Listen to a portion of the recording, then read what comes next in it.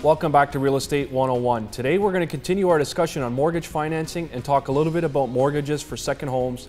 And I'm pleased to be joined once again by Tracey Brock of Dominion Lending Centers. Tracey, welcome back to the show. Thank you, Joe. Okay, Tracey, so what is legally considered a second home? A second home is anything that you purchase other than obviously your first home that is going to be used at some point during a year. It has to be throughout the calendar year. And it can be for an elderly parent or it can be for a student, as long as it's you or one of your relatives, but it has to be rent-free. Okay, and what is the maximum amount of loan that someone can get on these types of homes? Depending on the property classification, if it's insured, like through CMHC, Genworth, Canada Guarantees, up to 95%, and conventionally 75 to 80%, depending on the property. Okay, and what are the property requirements? The main property requirement has to be in Canada, anywhere in Canada, but in Canada. And it comes under two property classifications. Classification A is year-round access with central heating, and then classification B would be an alternative source of heating with maybe seasonal roads. Okay, and what would be considered an eligible property for a second home? Cottages, chalets, properties that you're purchasing for a student going to school, those type of properties. And what properties are not eligible? Well, anything that has time sharing, any type of rental pools, any property that it has to be a single family unit, so a duplex or something like a small apartment building wouldn't be considered part of a second home. So in regards to qualifying for a mortgage on a second home, what is key?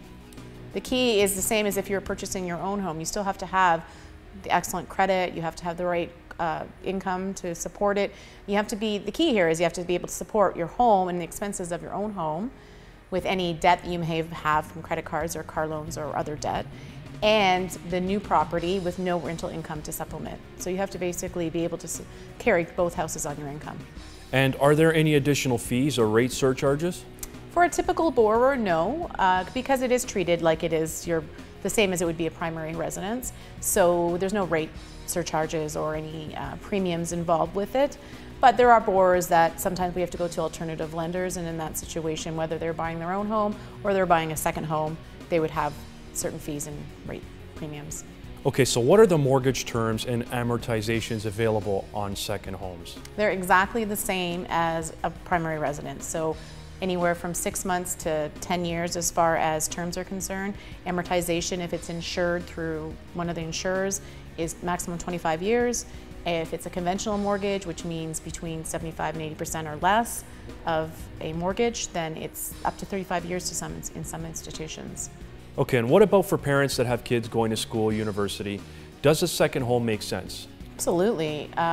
We've talked about this before in previous episodes about buying versus renting. If you can come up with 5% down payment to put your child into a home, especially where the areas where the universities typically are, let's say Kitchener, Waterloo, Hamilton, even Kingston, property prices are much lower there. So it's not a lot to get that 5% down payment. And not having rent, to pay rent, is awesome. You know, it's an investment that's going towards their future, your future, however you want to look at it.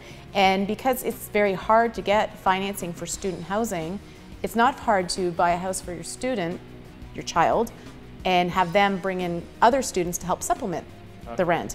You know, as long as they're comfortable with living with other people, then obviously, you know, they're making an income. In 5 years, they're done university. You can choose to keep the home, you can sell the home, rent it. You can do whatever you want. You can keep it as a student housing and just keep renewing your mortgage. You know, it's a very good investment. Okay, Tracey, any last tips for viewers that are thinking about a second home? Sure. No matter what your purchase is, you want to speak to somebody who knows what they're talking about. I invite them to call me, ask me about the student homes, ask me about the second homes and cottages. Because there's different lenders that will lend on different things. You know, the best idea is to call somebody that knows what they're talking about and has broad access to a lot of lenders. All right, Tracey, thanks very much for coming on today's show, and I'm looking forward to seeing you again next month. You're welcome, Joe. It's always a pleasure. So there you have it. If you need a mortgage for a second home, get in contact with Tracey Brock of Dominion Lending Centers. I'm your host, Joe Terceira. Thanks for watching, and we'll see you next time.